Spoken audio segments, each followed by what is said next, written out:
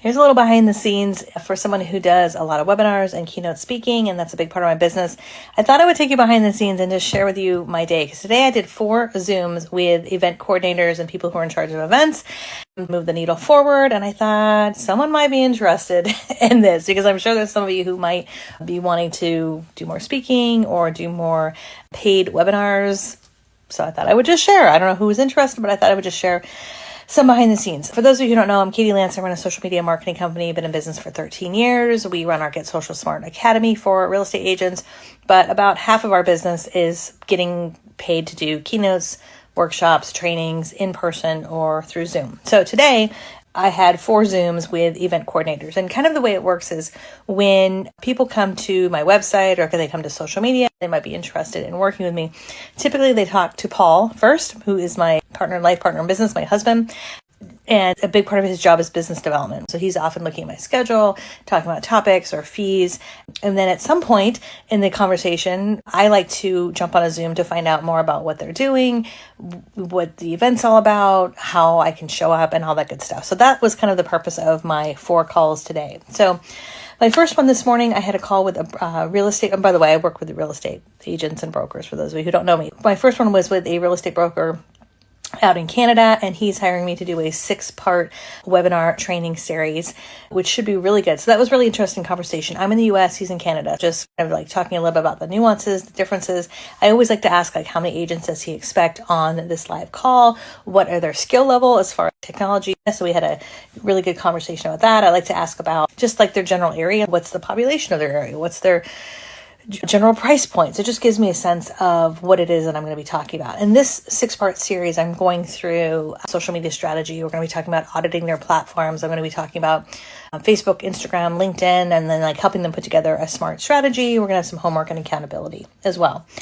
Also, I always like to get some logistics set aside. Who's going to set up the Zoom? What do they need from me? So for this particular organization, they needed a flyer and a video, so I made notes of that. By the way, on all my calls, I'm like a little old school here, so I've got pen and paper.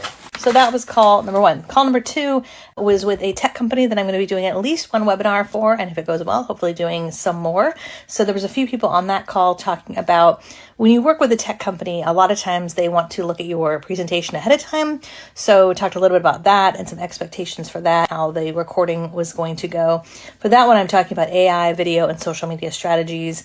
Talked a little bit about perhaps giving some bonus items, which should be good. By the way, I'm looking at my notes in case you're wondering what I'm doing.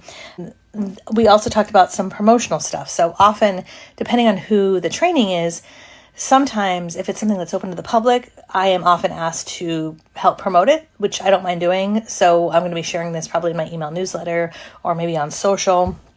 One of the things I said is if they are promoting it on social, like Instagram, they could add me as a collaborator so that content's going out to their feed as well as my feed. So that should be good. Also, we always confirm time. For me, my trainings, especially for webinars, are typically like 30 to 60 minutes, depending on the client, and then time for Q&A. And then also a question I always ask too is, do you want to record it? Because that's baked into my contract too, so they can record it and then redistribute it afterwards.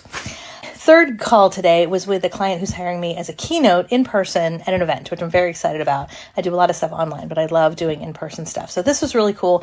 I had a really great conversation. This is with a title company who's doing an amazing event, and they are doing a kind of TED Talk style. So it's sort of these short 20 or 30 minute talks. And they had looked at my list of topics, but really wanted to talk to me. There was a number of people on the call. And so it was really great for me to get a sense of who else is speaking, what's the theme of their event, who's going to be there, like what's the layout.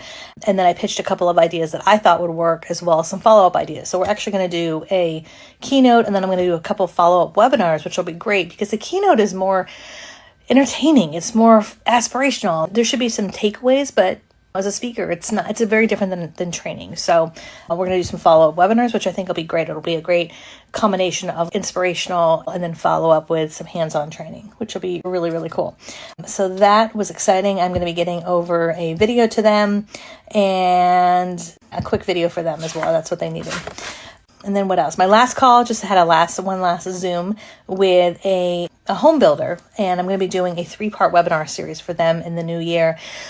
And again, this is really interesting because they're a little bit of a different breed, right? Their agents are more like in-house agents that are employees, but they also work on commission. Their clientele are other realtors, but also consumer, talking through like what content makes the most sense, changing the content a little bit to be making sure that we're in compliance with what they need, and then kind of, or again, working through how they're going to promote this.